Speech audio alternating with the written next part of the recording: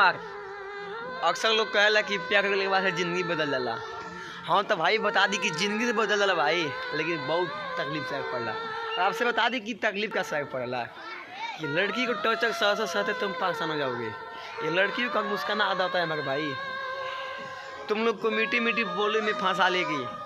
हम लोग पागल हैं यार, हम लोग थोड़ा सा बात पिघल जाते हैं, लेकिन हम लोग आदत है। मैं जितना सजा हूँ दोस्तों, बता दूँ मैं लाइफ में बहुत खोया हूँ। आपसे बता दूँ मैं इतने खोया हूँ कि मैं किसी बता नहीं सकता हूँ। इतना खोया हूँ ना कि क्या बताऊँ, कि मैं बता दूँ दोस्तों कि किसी लड़की से प्यार मत करना।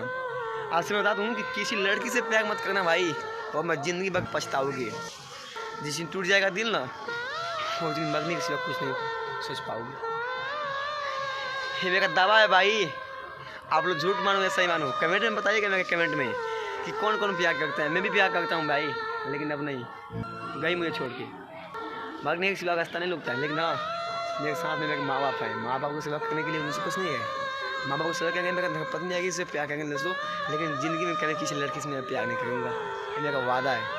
तो प्लीज़ मेरे चैनल पर नहीं हो तो मेरे चैनल को सब्सक्राइब कीजिएगा और अपने भाई को सपोर्ट कीजिएगा।